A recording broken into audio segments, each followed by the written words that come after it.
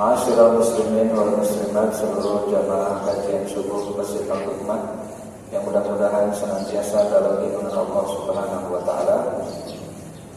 Syukur yang tiada tara di pagi hari ini kita haturkan kepada Allah Subhanahu wa taala yang senantiasa mengkaruniakan berbagai nikmat, yang dengan nikmat itu mudah-mudahan kita tidak salah dalam mengalokasikannya. Mudah-mudahan kita bisa memaksimalkan potensi waktu, kesempatan yang Allah Subhanahu wa taala berikan, karena kedua-duanya juga merupakan bagian dari rezeki yang Allah Subhanahu wa taala karuniakan kepada kita. Mudah-mudahan hal yang demikian kita tidak merasa masuk dalam golongan orang-orang yang merugi, tetapi jika belum masuk bagian dari orang-orang yang belum maksimal, adalah perkara yang senantiasa mesti hadir agar kita tidak merasa cukup dengan apa yang sudah kita dapatkan dan apa yang kita lakukan. Inilah yang senantiasa kita bisikkan kepada hati nurani kita untuk senantiasa mengingat, berzikir kepada Allah Subhanahu wa taala sebagai Al-Khaliq Ar-Razik. Ma'asyiral muslimin wal muslimat, ta'azzakumullah. Pagi hari ini kita akan kembali melanjutkan kajian dari kitab Ahwalul Quburi wa Ahwalul Anbiya yang ditulis oleh Ibnu Rajab Al-Hambali. Dan materi yang dulu atau di pertemuan sebelumnya kita bahas adalah berkaitan tentang bagaimana keadaan sesaat setelah manusia masuk ke liang lahat. Jadi setelah mayit, baik itu muslim maupun kafir, masuk ke dalam liang lahat, maka akan ada fitnah kubur yang kemudian sebetulnya fitnah itu adalah pertanyaan. Dikatakan fitnah, memang bagi yang tidak bisa menjawabnya itu sebuah bencana besar. Tetapi bagi yang bisa melewati fitnah itu, maka ini akan dianggap sebagai bagian dari ujian yang dianggap berhasil, sehingga orang-orang yang kemudian diberikan hidayah oleh Allah Subhanahu wa taala dan diberikan pertolongan, maka ia akan mendapatkan kenyamanan, kelonggaran, dan diibaratkan seperti raudhatun min riyadil jinnah ataupun min riyadil jannah. Namun sebaliknya bagi orang kafir, orang munafik, orang musyrik yang mendapatkan azab di alam barzakh sebab karena tak mampu menjawab pertanyaan dari dua malaikat, maka keberadaan mereka di alam barzakh pun sebetulnya bak diibaratkan sebagai miniatur dari kehidupan neraka. Dikatakan miniatur karena memang itu bukan the real dari kehidupan akhirat, yang sesungguhnya itu masih masa tunggu, waiting list untuk kemudian sampai pada gerbang terakhir dari sebuah perjalanan manusia yang disebut dengan surga atau neraka. Ending-endingnya ke sana, Mbak. Manusia yang Allah ciptakan itu ya, kan balik lagi sebetulnya, suruh balik lagi. Dikatakan suruh balik lagi karena memang asal muasal pangkal dari manusia itu dari Nabi Adam yang memang asal muasalnya adalah ada di surga. Maka disuruh balik. Tapi ternyata banyak orang yang enggak balik. Baik, kita akan bacakan hadis yang diriwayatkan oleh Abu Dawud yang berkaitan tentang keadaan bagaimana seorang mukmin ataupun orang kafir yang ditanya oleh malaikat. Annal mu'mina yuqalu lahu, orang mukmin ketika ditanya atau dikatakan kepada dirinya, ma kunta ta'bud, pertanyaan yang diajukan oleh malaikat, apa yang kamu sembah? Fa inna Allaha hadahu, lalu Allah memberikan hidayah kepadanya. Qala, lalu kemudian dia mengatakan, kuntu a'budullaha, saya adalah termasuk hamba yang telah dan senantiasa beribadah kepada Allah. Sampai narasinya aja sudah diatur dengan menggunakan kata perpaduan kata kerja fi'il madhi dengan fi'il mudhari, yaitu kata kerja masa lampau dengan masa sekarang atau yang akan datang. Kuntu a'budu, seperti hanya penggunaan kalimat kuntu akulu, saya telah dan akan senantiasa terus makan selama masih hidup atau selama masih dikasih kesempatan untuk makan. Fayaqul aw fayuqalu lahu ma kunta taqulu fi hadha rajul. The second question, pertanyaan kedua yang diajukan oleh malaikat Munkar dan Nakir terhadap mayit seorang mukmin adalah, apa pendapatmu tentang lelaki ini? Dan kalimat hadar rajul menunjukkan isyarat bil qalb, menunjukkan sesuatu yang ditunjukkan oleh dua malaikat tersebut adalah seolah-olah sosok yang tidak jauh dari si mayit. Namun dalam hadis riwayat Abu Daud memang tidak disampaikan secara detail bagaimana dua malaikat itu memperlihatkan sosok Nabi Muhammad SAW di hadapan si mayit. Inilah yang disebut dengan hidayatullah, pertolongan hidayah dari Allah Subhanahu wa ta'ala. Kenapa dikatakan hidayah? Selama hidup, mulai dari akil balik sampai kita bisa dewasa, mulai dari kita dewasa sampai kemudian kita tua, tidak pernah yang lihat Nabi Muhammad SAW, ya kan Pak? Tidak pernah lihat Nabi. Mau gambarnya saja tidak boleh, ya kan? Gambarnya saja tidak boleh diperlihatkan, saking mulianya Nabi. Sehingga kalau ada orang yang berani menggambarkan, justru malah dianggap sebagai penghinaan. Karena memang bertolak balik dengan keumuman yang biasa dipahami oleh manusia. Ada orang yang buat lukisan seseorang. Gak usah nyebut nama, gak usah nyebut tokoh gitu. Pertama, orang yang menggambar si tokoh tersebut, karena memang punya riwayat bahwa tokoh tersebut memiliki pengaruh yang luar biasa. Maka begitu lukisan itu jadi, bukan hanya saja memiliki nilai artistik yang tinggi, tetapi juga memiliki nilai jual materi yang luar biasa. Tetapi keumuman itu tidak berlaku terhadap Rasulullah SAW yang tidak boleh digambarkan. Dan ini kan bagian juga dari hal yang dikaitkan dengan mengandalkan kepercayaan iman kita kepada perkara gaib. Dikatakan perkara gaib karena memang apa yang kita imani sudah tidak ada, tetapi kita meyakini dari turaf, dari peninggalan-peninggalan yang kemudian secara otentik bisa dipertanggungjawabkan, sehingga kita mengimani kepada Allah dan Rasulnya sebagaimana yang telah dilakukan oleh orang-orang terdahulu dari kalangan sahabat ataupun dari kalangan tabi'in. Beruntung kalangan sahabat karena bisa melihat Rasulullah SAW secara langsung pada waktu itu. Nah ini kita tidak pernah melihat beliau secara langsung, fotonya juga tidak pernah melihat, tapi begitu disodorkan tentang sosok Rasul SAW, maka seorang mayit itu langsung mengatakan huwa Abdullah wa Rasul, bahwa dia adalah hamba Allah dan utusan Allah.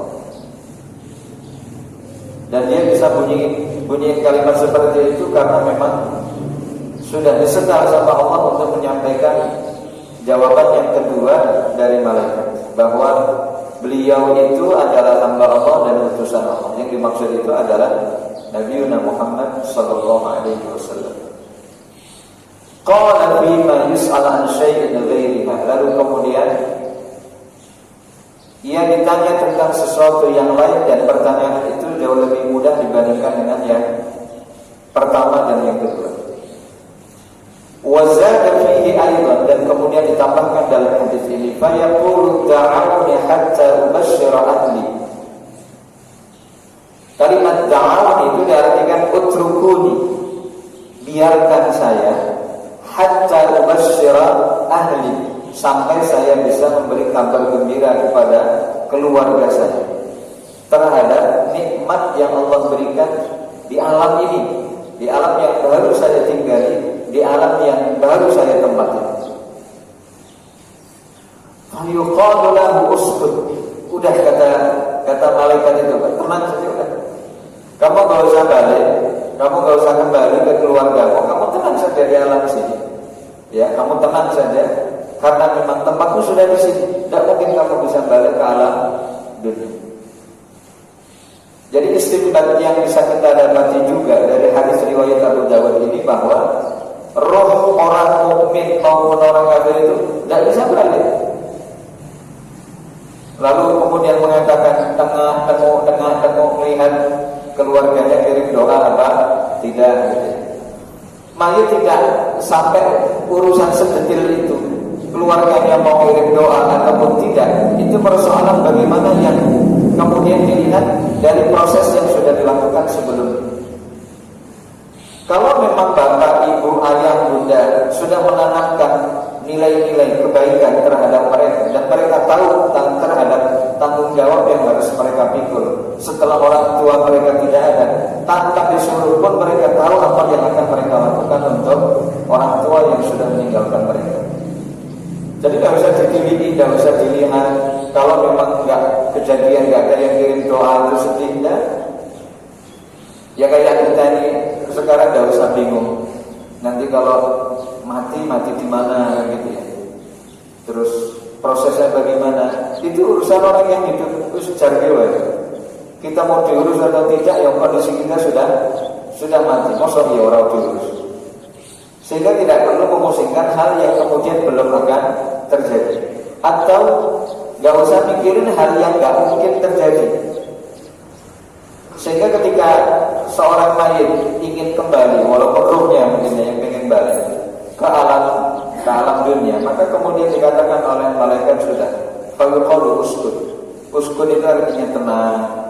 Ya, tenang, tinggal di sini, tidak usah kemana-mana. Karena kamu sudah mendapatkan apa yang nanti kamu akan dapatkan sesuai dengan bab yang akan kita bahas di bab ketiga atau keempat. Ini baru bab yang pertama dan kedua. Wajah karofil kafir. Dan sekarang berbicara tentang orang kafir.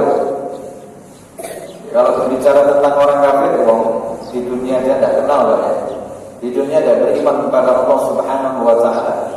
Sehingga bagaimana Allah akan memberikan bantuan kepada mereka, orang yang telah menutupi hatinya dari keimanannya kepada Allah. Wa dzukira fil kafir annahu yus'al 'amma kana ya'bud, berkaitan dengan pertanyaan yang juga diajukan kepada orang mukmin. Pertanyaannya sama, tapi jawabannya berbeda. Sak kelas isi 35 siswa. Soal disebar, dibagikan oleh guru. Pertanyaannya sama, jumlah item soalnya sama, lalu kemudian bentuk soalnya juga sama. Ada yang multiple choice, ada yang uraian, ada yang isian. Kalau 50 soal dari 35 siswa yang menjawab 50 soal, kira-kira nilai yang keluar itu hasilnya sama atau beda? Beda ya? Pasti beda.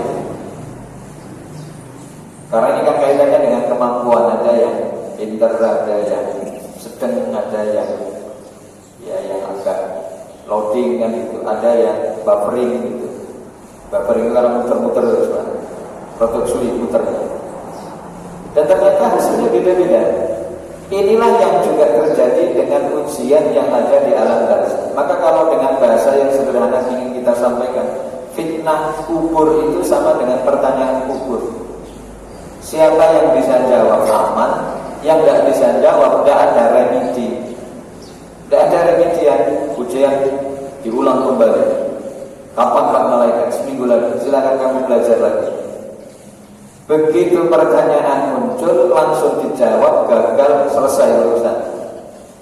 Nah kalau yang di sekolah tadi yang kita ilustrasikan 35 orang, lalu kemudian 5 gagal, maka sekolah akan memberikan ujian ranked kepada 5 siswa yang gagal dalam mengikuti ujian, kan gitu. Tapi ini berbeda banget dengan keadaan ketika kita berada di alam barzakh. Bisa jawab, ya disitulah momen kita mendapatkan kebahagiaan walaupun belum secara maksimal. Sebagaimana orang yang tidak bisa melewati fitnah pertanyaan kubur pun akan mendapatkan kesengsaraan yang tiada tara. Summa hadza rajul, tentang laki-laki ini yang artinya adalah kepada Nabi Muhammad sallallahu alaihi wasallam, dan mereka tidak bisa menjawab.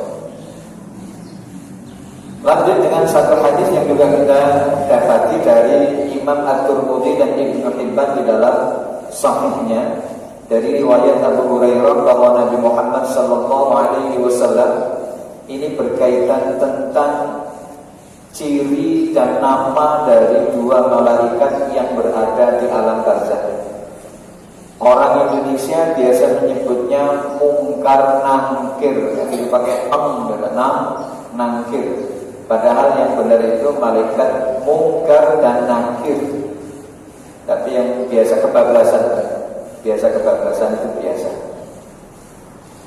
Apa yang dikatakan idza qubiral mayyitu, apabila mayit itu dikubur, au qala ahadukum, atau salah seorang di antara kalian berkata, atahu malakani aswada, telah datang 2 malaikat yang berwarna hitam, azraqani, dan juga berwarna biru. Hitam biru, Pak. Piye? Hitam biru. Jangan kebayangke hitam kebiru-biruan. Hitam perpaduan dengan warna biru itu jadinya apa? Coklat. Itu yang disebut warna kombinasi, Pak, ya. Karena warna-warna di tempat kita kan terus berkembang. Jadi bukan hanya sekedar warna hitam tok, putih tok begitu. Karena begitu hitam dikombinasi dengan warna ini, maka jadinya itu. Sebagai warna putih digabung dengan warna coklat akan lahir warna baru. Nah, dalam sifat yang disampaikan oleh Rasul sallallahu alaihi wasallam, seorang mayit itu akan didatangi 2 malaikat yang berwarna hitam dan biru. Yuqalu li ahadihima, dikatakan kepada salah satu di antara mereka, al-munkaru wal akharu an-nakiru. Yang satu disebut malaikat mungkar, yang satu di akhir, yang kedua disebut malaikat nakir. Fayaqulan, lalu dua-duanya berkata, "Makun tataqulu fi hadzal rajul." Walaupun isi narasi yang disampaikannya berbeda, tetapi muatan hadis antara satu riwayat dengan yang lain mirip-mirip, hampir sama. Tetapi saling menambahkan. Ya, saling menambahkan. Contoh tadi di atas kita bahas tentang pertanyaan yang diajukan oleh malaikat kepada mayit, tetapi tidak menceritakan tentang 2 malaikat dan yang memiliki 2 warna dan juga 2 nama. Di sini dalam riwayat Imam At-Tirmidzi dan Ibnu Hibban dijelaskan demikian. Fayaqulani ma kunta taqulu fi hadzal rajul, fayaqulu ma kana yaqulu huwa 'abdullahi wa rasuluh. Jadi pertanyaannya sama, lalu jawabannya juga sama. Kenapa? Karena yang jawab orang mukmin. Tapi kemudian dia mengatakan asyhadu an la ilaha illallah wa anna Muhammadan abdullahi wa rasuluh, atau abduhu wa rasuluh. Dan itu kalimat yang disampaikan secara langsung, Pak. Dalam artian sudah tidak mikir, kemudian juga enggak belak-belakan, semua sudah ia bisa jawab dengan penuh ketenangan. Karena memang persiapan untuk bisa menghadapi fitnah kubur itu dilakukan puluhan tahun. Kapan? Ya sekarang. Waktu masih hidup di dunia ini kan persiapan, Pak. Persiapan untuk bisa menuju ke kampung akhirat.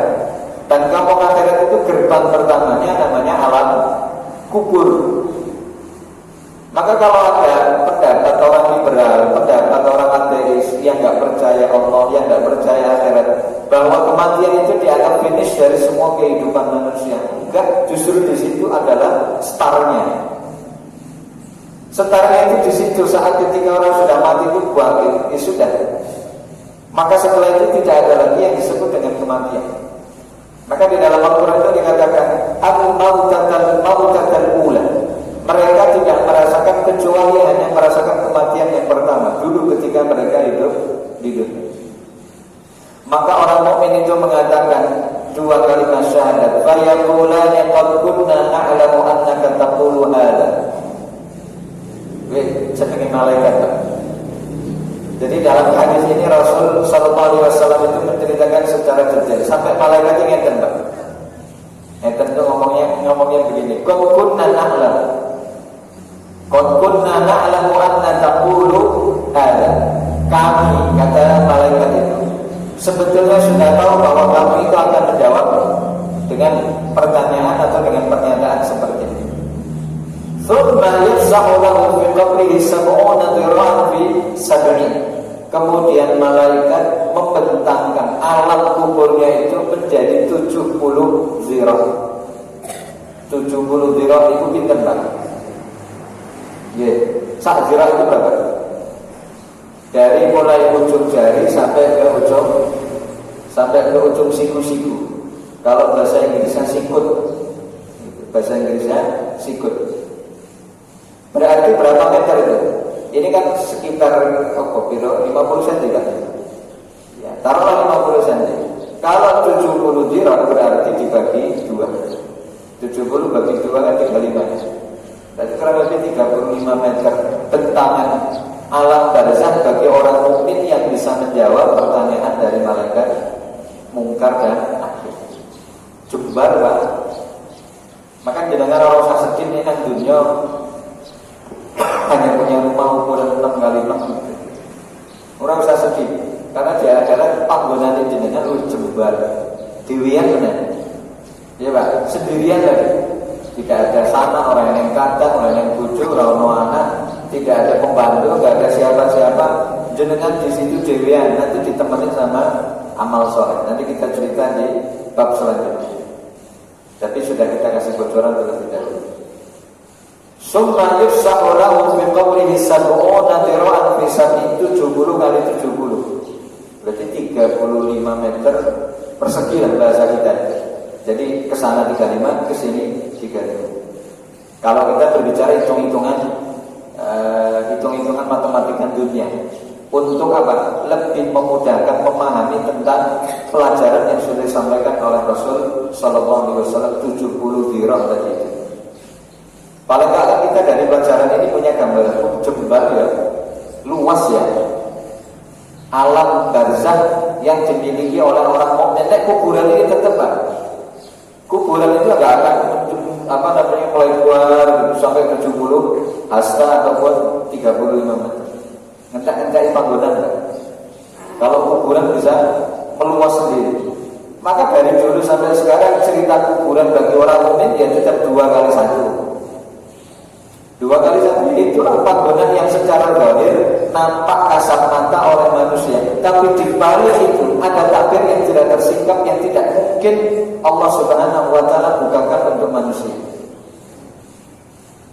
Kalau takdir itu dibuka, maka akan kelihatan hakikat kejadian kehidupan yang ada di alam barzakh. Dan itu yang kemudian disampaikan oleh Rasul secara narasi dari hadis yang disampaikan oleh Rasul sallallahu alaihi wasallam. Tapi kalau orang kafir kan enggak, beda-beda orang kafir itu berdasarkan dengan tingkat ekonomi yang dimiliki. Ada orang kafir yang kaya raya, begitu mati ya apa yang menjadi kesayangannya diikut sertakan.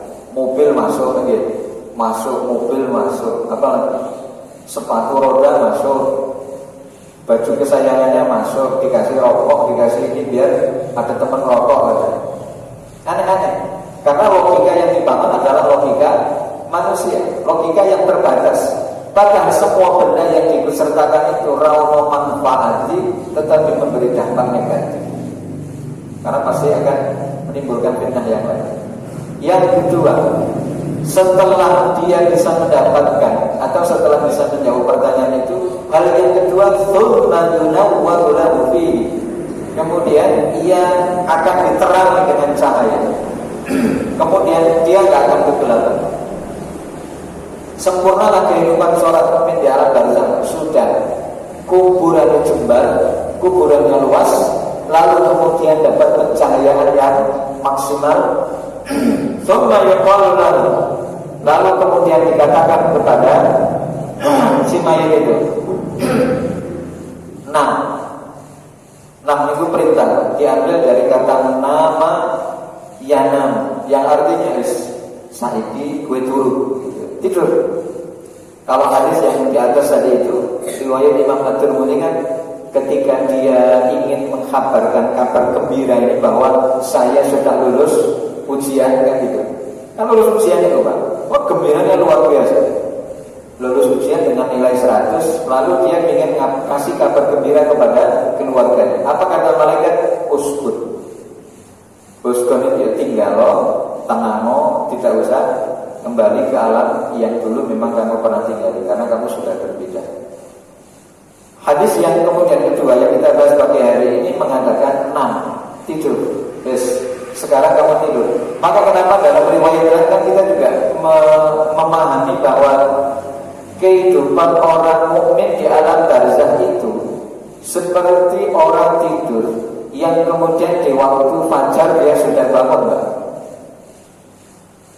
Jenengan tilam jam 10, tidur jam 10 malam.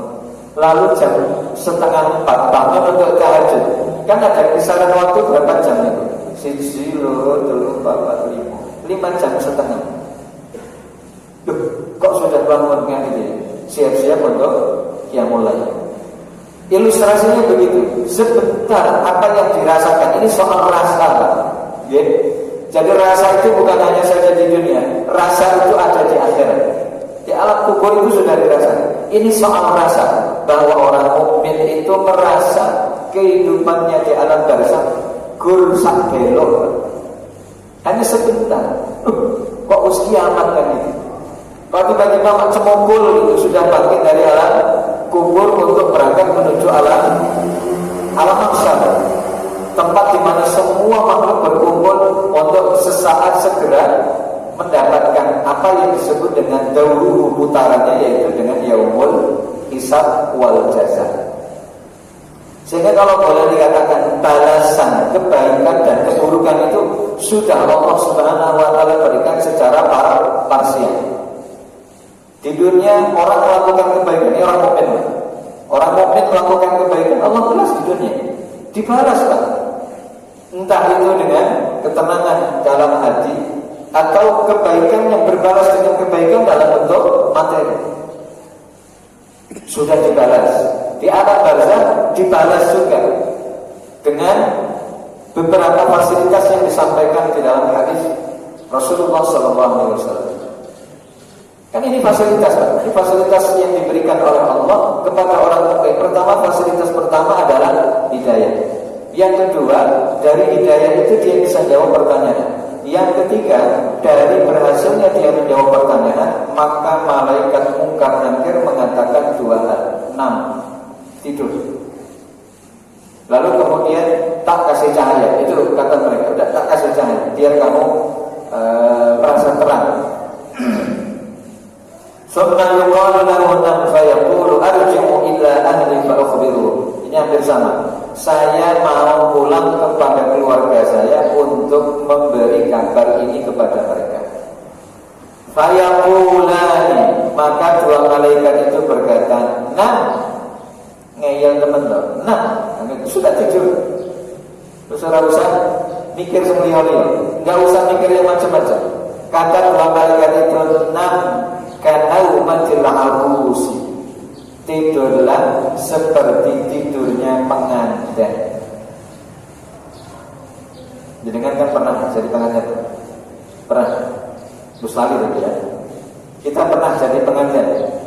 Apa yang kita rasakan di malam pengantin itu? Jangan berbicara kejadian, soal rasa. Ini lagi-lagi soal rasa.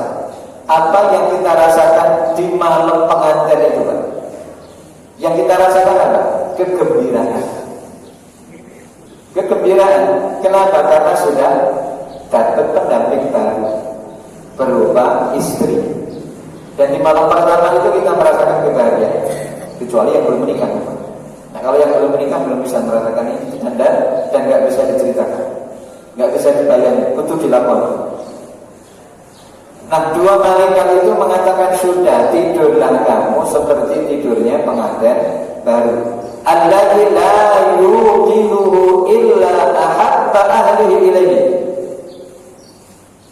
Bahasanya luar biasa yang dibangun oleh Rasul sallallahu alaihi wasallam. Beliau mengatakan, tidurlah kamu kayak tidurnya pengantin yang tidak akan ada bisa yang membangunkan orang itu, si pengantin itu, illa ahabba ahlihi ilaihi, kecuali dari orang yang paling dicintainya. Sinten Pak yang bisa membangunkan jenengan? Bapak, ibu, siapa? Istri, Mas, kan gitu ya. Subuh-subuh itu Mas, bangun, sudah subuh. Sehingga yang bisa membangunkan nanti itu adalah orang yang paling dicintainya. Itu dalam konsep bagaimana seperti orang yang pengantin baru yang hanya bisa dibangunkan, atau yang bisa membangunkan adalah orang yang dicintai. Sehingga yang akan membangunkan si mayit dari alam barzakh itu adalah hatta yab'atsallahu min maqdihi dzalika, sampai Allah Subhanahu wa taala membangkitkan ia dari tidur miringnya. Jadi bahasa maqdih, jadi ittaqa'an, yang tadi itu artinya tidur miring. Jadi bukan mustalqiyan yang artinya tidur terlentang. Dan ini juga diajarkan sebetulnya secara dalam bahwa orang mukmin itu kalau tidur ya miring. Kalau nanti pada akhirnya terlentang, itu variasi saja. Tapi sunnahnya adalah tidur miring. Bagaimana ketika diposisikan lambung yang sebelah kanan ada di bawah, lalu kemudian yang kiri ada di atas, agar posisi jantung itu tidak kecepet. Karena kalau dengan miring ke sebelah kiri, jantung ada di bawah, itu kalau orang Jawa bilang empuk, perasaan sempit. Maka kenapa sunnahnya itu miring ke sebelah kanan? Karena memang ruang rongga jantung untuk pompa darah atau kemudian paru-paru untuk kemudian terus bernapas itu bisa lega dan diberikan kesempatan untuk bernapas. Baik, itu yang kemudian terjadi dengan orang mukmin, endingnya bagus. Jadi hipotesa ataupun kesimpulan sementara kita bahwa ending orang mukmin itu berakhir dengan indah. Sering kita dengar kalimat biarkan indah pada waktunya. Kapan itu Pak? Ya ketika kita sudah meninggal dan alur perjalanan panjang bagi orang mukmin itu mesti dilalui dengan sabar. Dan inilah yang disebut dengan perjalanan panjang bagi orang mukmin itu, berbagai fitnah, berbagai cobaan terus menerah dalam kehidupannya. Karena memang ia akan mendapatkan sesuatu yang tidak akan didapatkan oleh orang lain. Kalau ujiannya beda, maka hasilnya juga beda. Itu yang kemudian perlu kita pegang bersama. Lanjut. Dilanjutkan wa in kana munafiqan qala. Adapun ketika pertanyaan ini disampaikan kepada orang munafik, maka dia mengatakan sami'tu an-nasa yaquluna qawlan fa qultu mithlahu. Ini orang Jawa bilang rubuh-rubuh getah. Rubuh-rubuh getah itu berarti ya kemana angin mengarah ya kesana dia berhembus. Aku mendengar manusia mengatakan perkataan dan aku mengikutinya, tapi aku tidak mengimaninya. Saya gak yakin dengan kalimat itu, tapi orang bilang itu ya sudah, saya ikut saja. Asyhadu an la ilaha illallah, asyhadu an la ilaha illallah, wa asyhadu anna Muhammadan abduhu wa rasuluh. Saya ikut, tapi saya tidak beriman. Seperti yang diucapkan oleh Abdullah bin Ubay bin Salul dan para pengikut munafik yang ada di belakang. Di zaman Rasul, Abdullah bin Ubay bin Salul yang ngomong begitu, mengucapkan dua kalimat syahadat, tetapi nggak sampai ke dalam hati, hanya diucapkan dari bibirnya saja. Karena memang sesungguhnya yang membedakan antara mukmin sama munafik itu apa yang ada di dalam hatinya, dan itu hanya diketahui oleh Allah Subhanahu wa Ta'ala. Ada kasus sama-sama sholat, ini orang mukmin, ini orang munafik, ini orang mukmin, ini orang munafik. sholat di tempat yang sama, dengan tujuan yang sama, tetapi memiliki hati yang berbeda. Yang satu beriman kepada Allah, yang satu ingkar. Tapi tetap melaksanakan sholat kewajiban sebagaimana orang mukmin tadi itu. Kenapa dia bisa melakukan itu, Pak? Karena ada tujuan di balik perbuatan itu. Seperti yang dilakukan oleh bin Salul. Kenapa dia mau masuk Islam? Itu karena ada motifnya. Ini sangat berbeda dengan keislaman yang dilakukan oleh orang-orang saleh. Sangat berbeda. Maka ketika dia masuk Islam, itu hanya untuk menutupin apa yang ada di dalam hatinya, untuk melancarkan aksi yang sesungguhnya, yaitu apa? Gembosin kekuatan kaum muslimin dari dalam.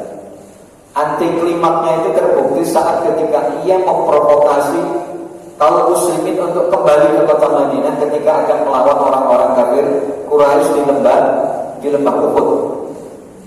Di lembah Uhud 1000 pasukan berangkat dari kota Madinah. Begitu hampir nyampe ke Bukit Uhud, ternyata beliau memprovokasi bahwa jumlah kita tidak seimbang, armada kekuatan perang kita tidak memadai, mustahil kita bisa akan menang, mundur mendingan. 300 orang yang imannya tidak baik akhirnya terprovokasi dengan yang disampaikan oleh Abdullah bin Ubay bin Salul, balik, sehingga tersisa berapa? 700 pasukan. Nah, inilah sebagai gambaran tentang bagaimana potret sejarah orang munafik itu sudah ada di dalam munculnya sejarah perkembangan Islam. Dan itu menjadi duri di dalam daging. Ya, duri di dalam daging itu siapa? Orang munafik. Karena dia menampakkan zahirnya keislamannya, tetapi hatinya adalah seperti orang munafik. Jadi kalau boleh dikatakan ya, domba berbulu serigala atau serigala berbulu domba. Serigala berbulu domba, itu yang betul. Serigala lah, tapi nutupin pakai bajunya domba. Nah, ini yang kemudian akan terjadi. Endingnya ya pahit. Apa yang kemudian dikatakan? Faqultu mithlahu la adri, dan kemudian saya mengatakan saya tidak tahu. Jadi begitu ditanya, kamu tahu nggak siapa orang ini, siapa laki-laki ini? Saya pernah mendengar orang-orang mengatakan tentang ini, tapi saya tidak tahu siapa dia. Fayaqulani qad kunna na'lamu annaka taqulu dzalik. Dua malaikat itu mengatakan, saya atau kami berdua itu tahu bahwa kami itu akan menjawab demikian. Ya. Fayuqalu lil ardi atasmi 'alaihi. Lalu kemudian dikatakan kepada bumi, imtid dia. Iltazini 'alaihi. Iltazim itu artinya imtid dia. Karena kan berbeda dengan yang pertama tadi itu. Kalau yang pertama tadi itu begitu mukmin mendapatkan pertanyaan dan jawabannya benar, maka terus apa yang dikatakan? Tsumma yufsahu lahu 70 dira'an min 70. 70 bentangan hasta untuk orang mukmin yang bisa menjawab pertanyaan itu. Tapi sebaliknya, orang munafik yang tidak bisa jawab itu dihimpit sampai kemudian dikatakan kepada malaikat, atau malaikat yang berkata kepada bumi, iltazimi 'alaihi fatalassam 'alaihi hatta takhtalifa adla'uhu, sampai kemudian tulang-tulang rusuknya itu hancur. Ini yang dikaitkan dengan tafsir wa tahdzir, kaitannya dengan kabar gembira dan juga kabar yang kemudian menjadi peringatan. Fala yuzalu fiha mu'adzaban hatta yab'atsahu Allah Ta'ala. Itu akan kejadian terus-menerus diadab sampai Allah bangkitkan dia dari alam kuburnya, lalu kemudian dia berangkat ke alam mahsyar. Terus menunggu keadaannya terus begitu. Ya Allah. Selanjutnya itu hadis kedua yang kita bahas. Sekarang kita bahas bab yang lain.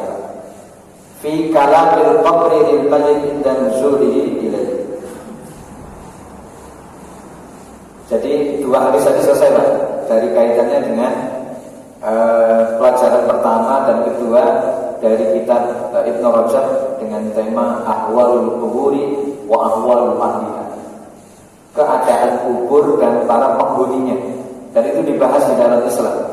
Kenapa dibahas? Agar kita mempelajarinya. Dan ketika kita sudah mempelajarinya, kita punya persiapan matang untuk bisa sampai ke negeri akhirat dengan sebaik-baiknya. Ojo berurip sepisan-pisano terus bisa jawab. Jangan sampai hidup banyak sekali-kalinya, tapi ternyata kesempatan ini tidak dimanfaatkan dengan baik dan maksimal sampai kita mendapatkan banyak kesulitan. Baik. Fi kalamil qabri lil mayyit inda nuzuli ilaihi. Dari tema ini, Pak, kita memahami bahwa kuburan itu juga bisa ngomong. Kuburan bisa ngomong, Pak. Apa yang gitu? Masa kuburan bisa ngomong? Ya tentu kita akan sandingkan dengan data empiris, ya, data yang valid dari hadis Rasul Sallallahu Alaihi Wasallam. Pertama, hadis yang diriwayatkan oleh Imam At-Tirmidzi dari hadis Ubaidillah bin Walid Al-Wassafi dari Atiyah dari Abu Sa'id, beliau berkata. Jadi hadis ini riwayat dari Abu Sa'id Al-Khudri radhiyallahu anhu. Apa yang disampaikan oleh Abu Sa'id? Dakhala Rasulullah sallallahu alaihi wasallam musalla. Rasul pernah masuk ke tempat pasolatan beliau.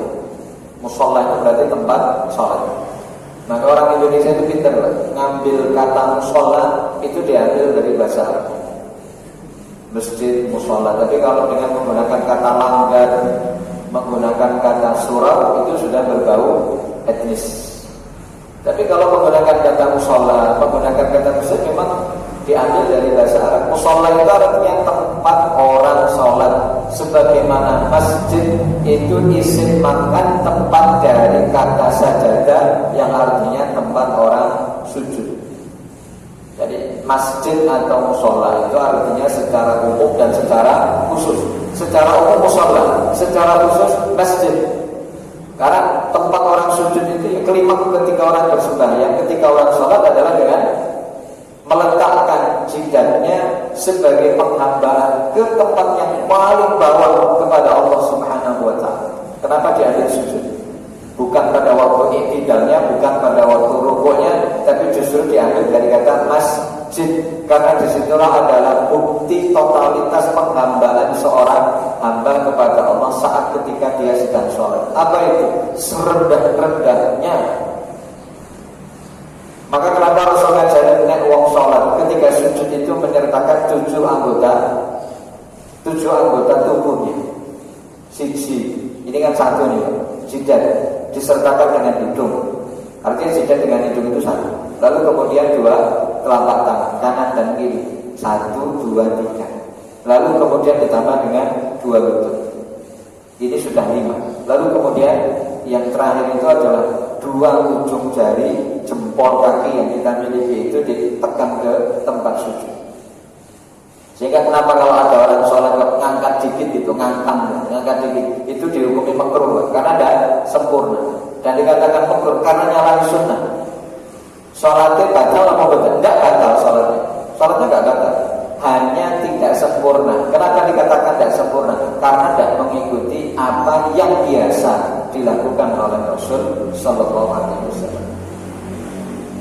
Ini yang kemudian kita kaitkan dengan musholla. Fara'a unasan ka'annahum yatakasyarun ayat hakun. Lalu beliau melihat ada banyak manusia yang ketawa ketiwi, podo guya, podo guyu. Kok kayaknya bahagia betul, cekakak cekik gitu. Faqala, lalu beliau mengatakan, amma innakum law aktsartum min dzikri hadhil ladzat. Beliau lalu mendatangi mereka, lalu kemudian beliau mengatakan, andai kata kalian bisa melakukan satu hal yang aku sampaikan untuk memperbanyak mengingat sesuatu yang bisa memutus kenikmatan, la shagalakum amma aral mauta, maka itu akan menyibukkan dirimu sebagaimana yang saya lihat tentang kematian. Fa'akthiru min dzikri hadhil ladzat. Maka Rasulullah mengatakan, perbanyaklah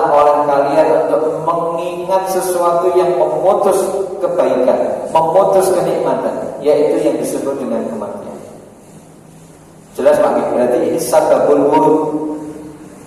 Sababul wurud itu berarti sebab hadis ini muncul, yaitu ketika ada kejadian di hadapan beliau manusia pada ketawa-ketawa. Di sini dikatakan oleh sang manusia itu mungkin dilakukan oleh sebagian sahabat.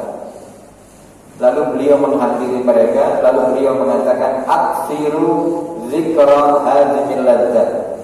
Hei, kenapa kalian kayak gitu, ketawa-ketawa? Andai kata kalian tahu apa yang aku lihat, maka kalian tidak akan banyak ketawa, karena sudah melihat bagaimana proses kematian yang akan terjadi. Ngeri. Maka dengan kengerian itu kok masih bisa ketawa? Itu yang disampaikan oleh Rasul Sallallahu Alaihi Wasallam. Maka kemudian beliau mengatakan, fa innahu lam ya'ti 'alal qabr. Ini lanjutannya, Pak. Kaitannya dengan kuburan itu bisa ngomong kepada si mayit. Nanti kalau ditanya, berapa percaya? Emang ada hadisnya? Ada. Dalilnya adalah apa yang disampaikan oleh Rasul Sallallahu Alaihi Wasallam yang bersumber dari Abu Sa'id Al-Khudri yang diriwayatkan oleh Imam At-Tirmidzi, kaitannya dengan kubur yang bisa berbicara kepada si mayit. Berawal dari rentetan cerita hadis yang agak panjang, memang agak panjang ceritanya. Lalu kemudian, fa innahu lam ya'ti 'alal qabr yaumun illa yatakallamu fihi. Tidaklah datang kepada kubur suatu hari kecuali dia berbicara di dalamnya. Fayaqul, lalu kemudian kuburan itu berkata, ana baitul gharbah. Jadi kalimat gharbah itu diambil dari kata gharba yang artinya terasing, kesendirian. Saya adalah rumah keterasingan. Memang betul kan? Rumah yang tidak akan dihuni, yang tidak akan ditinggali oleh orang banyak. Di rumah itu sendirian. Ana baitul wahdah. Saya adalah rumah yang dimana kalian sendirian. Ana baitul turab. Saya adalah rumah yang akan menjadikan kamu menjadi tanah seperti dulu. Ana baitul dudi. Dan saya adalah rumah ulet. Karena daging kalian itu akan dimakan dengan ulet, akan menjadi ulet. Fa'idha dufinal abdul mu'min, apabila seorang hamba mukmin itu dimakamkan, qala lahul qabru, maka kuburan itu akan berkata, marhaban wa ahlan. Ya Allah, senangnya lagi. Jadi kuburan itu ngomong, Pak, kepada orang mukmin, kata saya dengan gaya kita itu. Apa yang dikatakan oleh kuburan? Welcome, marhaban wa ahlan. Senang, Pak, nyambut. Jadi orang mukmin yang meninggal itu disambut dengan sukacita oleh tanah, oleh bumi. Sampai kemudian fasatara sani'i bika, kamu akan tahu apa yang akan saya lakukan kepada dirimu. Fasatara sani'i ilaik, itu kata tanah atau kepada, atau pernyataan kuburan kepada si mukmin tadi. Qala falyantasi'u lahu madda basari. Lalu kemudian dikatakan, kuburan itu akan meluaskan dirinya sendiri sejauh mata memandang. Madda basari, sejauh mata memandang itu berapa puluh kilometer. Kalau tidak ada bangunan, tidak ada penghalang, maka bisa ratusan meter. Sejauh mata memandang, yaitulah yang akan diluaskan oleh bumi terhadap mukmin tadi. Wa yuftahu lahu babun ilal jannah, dan kemudian akan dibukakan pintu surga.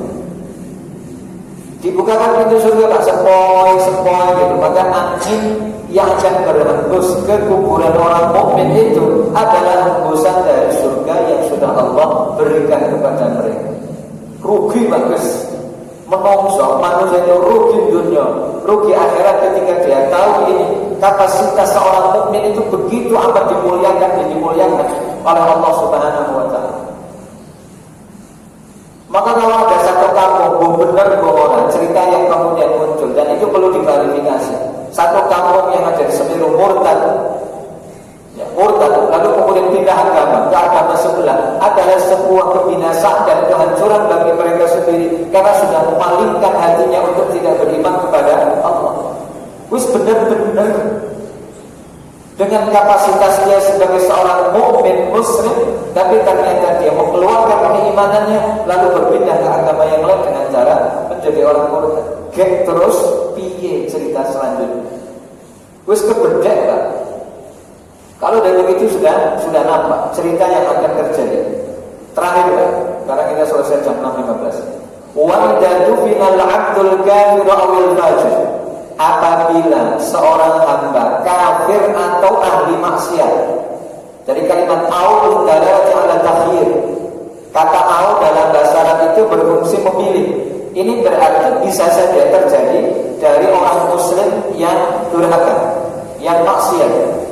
Qala lahul qabr la marhaban wa la ahlan. Jadi kuburan itu mengatakan saya tidak mengucapkan selamat datang dan juga tidak mengucapkan welcome. Amma idza kunta la aqbala anni man yamshi ala dhahri ilayya. In kunta la aqbala man yamshi ala dhahri ilayya. Kata si mayit kata si tanah pada mayit tadi itu, kepada mayit yang kafir ataupun kepada si fajir yang ahli maksiat. Adapun jika engkau sudah berjalan di atasku dalam keadaan yang dimana Allah murka, maka begitupun apa yang nanti akan aku lakukan terhadap dirimu murka terhadap apa yang kau lakukan, maka engkau akan lihat apa yang aku lakukan kepada dirimu. Fa idza wallaituka al-yawma wasirta ilayya. Kalau kemudian kamu pernah engkau berpaling dari diriku hari ini, maka aku pun akan melakukan hal yang sama, maka kamu akan melihat apa yang sudah aku lakukan kepada dirimu. Jadi intinya kebalikan dari apa yang sudah dilakukan oleh si kubur terhadap si mayit yang beriman kepada Allah. Kebalikannya semua, tidak mengucapkan marhaban, tidak mengucapkan ahlan, tidak akan meluaskan kuburan, tetapi justru akan menyempitkan dan akan meremukkan tulang-tulang sendiri. Ini yang nanti akan dirasakan oleh orang kafir. Sampai kemudian Rasulullah SAW mengatakan, al-qabru imma rawdatun min riyadil jannah aw hufratun min hufarin nar. Kuburan itu adalah merupakan bentuk satu taman di antara taman-taman surga atau kubangan dari beberapa kubangan neraka. Hufar. Qala hadza haditsun gharib la na'rifu inna hadzal wajh. Jadi ini yang kita bahas pada pertemuan pagi hari ini sampai waktu syuruk, berkaitan tentang bagaimana keadaan manusia ketika dia sudah berada di alam kubur ataupun di alam barzakh. Kita sebagai orang-orang yang beriman kepada Allah semakin tahu terhadap apa yang akan terjadi dengan diri kita dan orang lain. Maka persiapkan diri dengan sebaik-baiknya agar kita punya banyak kemudahan, agar kita bisa menjumpai banyak kemudahan yang Allah akan berikan. Mohon maaf bila ada kekeliruan dan kesalahan. Untuk menyempurnakan majelis yang mulia ini, kita tutup dengan doa kafaratul majelis. Subhanakallahumma wa bihamdik, asyhadu an la ilaha illa anta, astaghfiruka wa atubu ilaik. Wassalamualaikum warahmatullahi wabarakatuh.